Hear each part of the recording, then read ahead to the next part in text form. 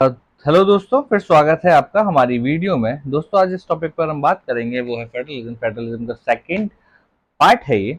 तो आज हम बात करेंगे लैंग्वेज पॉलिसीज की, जो कि फेडरलिज्म का टॉपिक है।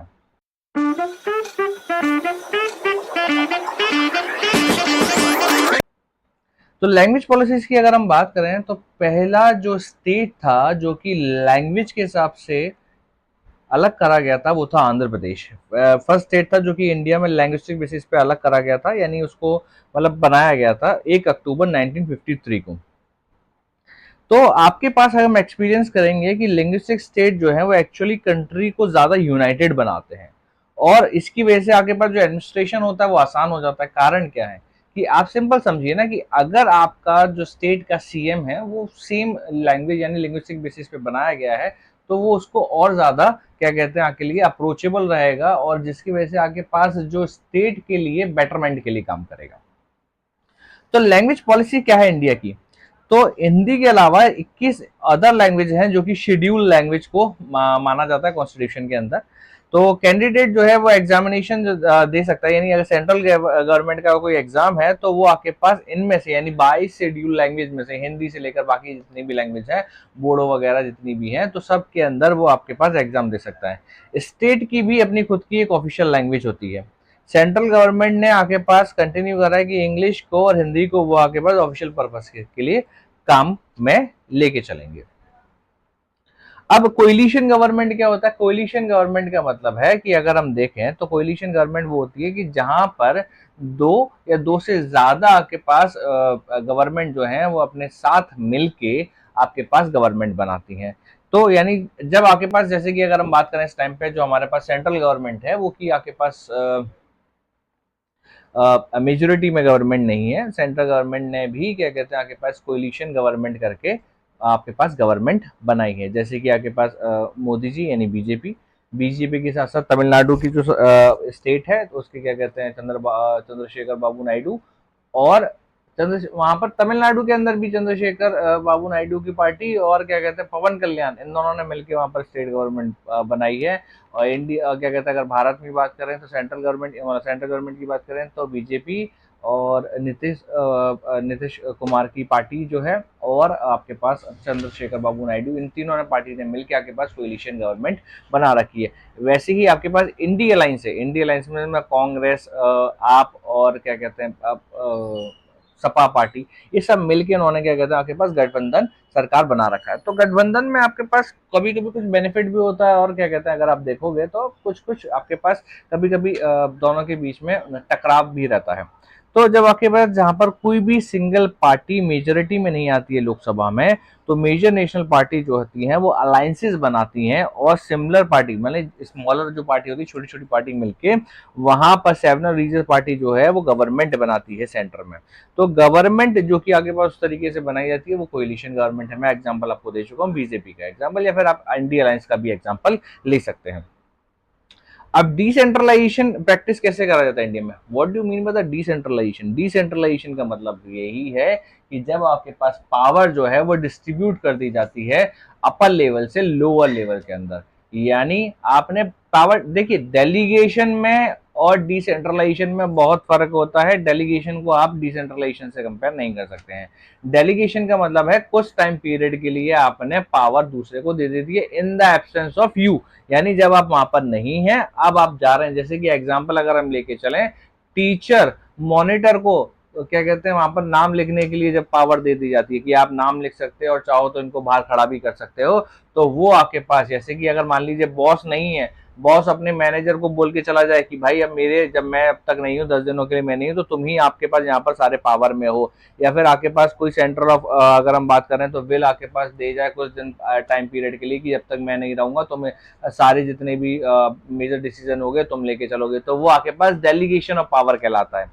लेकिन डिसेंट्रलाइजेशन में क्या होता है कि जब आपके पास जो पावर जो है वो सेंट्रल और स्टेट गवर्नमेंट जो है वो लोकल गवर्नमेंट को पावर दे देती है।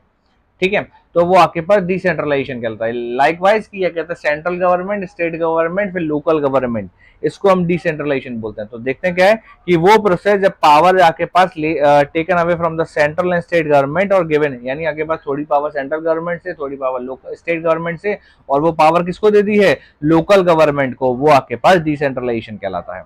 एक मेजर स्टेप लिया गया था डिसेंट्रलाइजेशन को, वो था 1992 में, जब कॉन्स्टिट्यूशन को अमेंड करा गया था और 3 टायर ऑफ डेमोक्रेसी बनाई गई थी जो कि पावरफुल और इफेक्टिव रहेगी।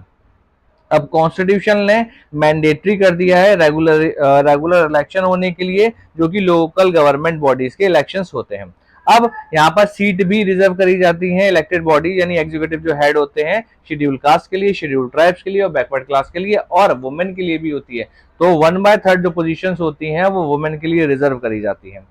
अब एक इंडिपेंडेंट इंस्टीट्यूशन है स्टेट इलेक्शन कमीशन, सॉरी आपके पास इलेक्शन कमीशन भी बोल सकते हो, जो कि सेंट्रल गवर्नमेंट के लिए भी होता है, स्टेट गवर्नमेंट के लिए भी होता है। तो इंडिपेंडेंट इंस्टीट्यूशन जो कि स्टेट इलेक्शन कमीशन के पास वहां पर क्रिएट करा जाता है हर एक स्टेट के लिए, जो कि पंचायत और म्युनिसिपल इलेक्शन को कंडक्ट करवाता है। स्टेट गवर्नमेंट को अपनी पावर जो है वो और रेवेन्यू जो है वो लोकल गवर्नमेंट बॉडी के साथ शेयर करना पड़ता है, और जो नेचर ऑफ शेयरिंग है वो आपके पास स्टेट टू स्टेट वेरी करता रहेगा, यानी इसको कितना शेयर करना है कितना शेयर नहीं करना वो कौन डिसाइड करेगा, स्टेट गवर्नमेंट डिसाइड करेगी। अब कैसे लोकल गवर्नमेंट जो है वो ऑर्गेनाइज करी जाती है और कैसे आपके पास पंचायती राज सिस्टम चलता है। तो जो रूरल लोकल गवर्नमेंट होती है उसको हम बोलते हैं पंचायती राज। ठीक है, तो हर एक विलेज के अंदर या फिर ग्रुप ऑफ विलेज के अंदर कुछ स्टेट में उसको ग्राम पंचायत बोला जाता है। ग्राम पंचायत के अंदर आपके पास जो पूरी काउंसिल होती है उसके अंदर बहुत सारे वार्ड मेंबर्स प्रेजेंट होते हैं, तो उनमें से ही आपके पास एक बनता है, वो 5 मिलके पंच बनाते हैं, यानी फिर आपके पास सेवरल जो वार्ड मेंबर्स हैं वो पंच कहलाएंगे, और उनका जो हेड होगा वो आपके पास सरपंच या फिर प्रेसिडेंट कहलाएगा। लाइक वाइक आप एग्जांपल समझ सकते हो, जैसे कि आपके पास कोई लोकल गवर्नमेंट बॉडी है यानी आपके पास मेयर है, तो मेयर जो है वो सरपंच का काम करता है और बाकी के जो वार्ड मेंबर्स हैं वो आपके पास क्या काम करेंगे, वो पंच का काम करते हैं। तो इनके लिए ये डायरेक्टली इलेक्शंस होते हैं जो कि एडल्ट पॉपुलेशन यानी आपके पास एडल्ट फ्रेंचाइजी के थ्रू वोट करे जाते हैं। आपके पास हर 5 साल के अंदर आप इलेक्शन होंगे, आप वोट देने जाएंगे और उनमें से आप अपना जो भी आपका उम्मीदवार होगा उसको आप सिलेक्ट करेंगे। अब पंचायत जो है वो आपके पास सुपरविजन जो होता है ग्राम सभा के अंदर सुपरविजन में काम करती है। तो जितने भी वोटर्स हैं विलेज के अंदर वो क्या कहते हैं, मेंबर्स कहलाएंगे, और वो एटलीस्ट ट्वाइस और थ्राइस द ईयर आपके पास एनुअल बजट अपना डिस्कस करेंगे ग्राम पंचायत का, और ग्राम पंचायत की जो परफॉर्मेंस है वो ओवरव्यू करेंगे कि भाई इन्होंने कैसा करा है कैसा नहीं करा है। और कुछ ग्राम पंचायत जो है वो एक साथ इकट्ठे होके पंचायत समिति बनाती हैं, ब्लॉक बनाती हैं या फिर मंडल बनाती हैं, यानी अगर छोटी छोटी आपके पास ग्राम पंचायत है तो वो मिलके क्या बना लेंगी, आपके पास समिति बना लेंगी। जैसे कि आपके पास हमने देखा है कि पंचायत जो आपके पास वेब सीरीज आई थी, वहां पर बीडीओ होता है यानी ब्लॉक डेवलपमेंट ऑफिसर होता है, वो बहुत सारी पंचायतों को इकट्ठा करके वहां पर एक ब्लॉक बनाता है, वो उसको वो क्या कहते हैं आपके पास वहां पर उनको हेड करता है। जो मेंबर्स होते हैं रिप्रेजेंटेटिव बॉडी के वो सारे पंचायत के द्वारा मतलब इलेक्ट करे गए होते हैं, वहां पर उनका इलेक्शन होता है तब जाके वो इलेक्ट करे जाते हैं। अब जितने भी पंचायत समिति हैं या फिर मंडल हैं डिस्ट्रिक्ट एक साथ कॉन्स्टिट्यूट करते हैं, जिला परिषद बनाते हैं, यानी पूरा एक जिला के अंदर आएंगे। जिला परिषद चेयरपर्सन जो होता है वो पॉलिटिकल हेड होता है आपके पास किसका, जिला। अब लोकल गवर्नमेंट ऑर्गेनाइज कैसे करी जाती है, तो बड़ी सिटीज जो है वो म्युनिसिपल कॉर्पोरेशन बनाती हैं। बोथ म्यूनसिपैलिटीज और म्यूनसिपल कॉर्पोरेशन जो है वो इलेक्टेड बॉडी के द्वारा ही क्या कहते हैं आपके पास जो, जैसे कि आपके पास मैंने बताया कि इलेक्शंस होते हैं, इलेक्शन के अंदर ही आपके पास म्यूनसिपल कॉर्पोरेशन बनाई जाती है। तो म्यूनसिपल चेयरपर्सन जो होता है पॉलिटिकल हेड जो होता है उसको हम मेयर बोलते हैं। आई होप आपको वीडियो पसंद आया होगा, और please like and subscribe the channel. Thank you so much for watching the video.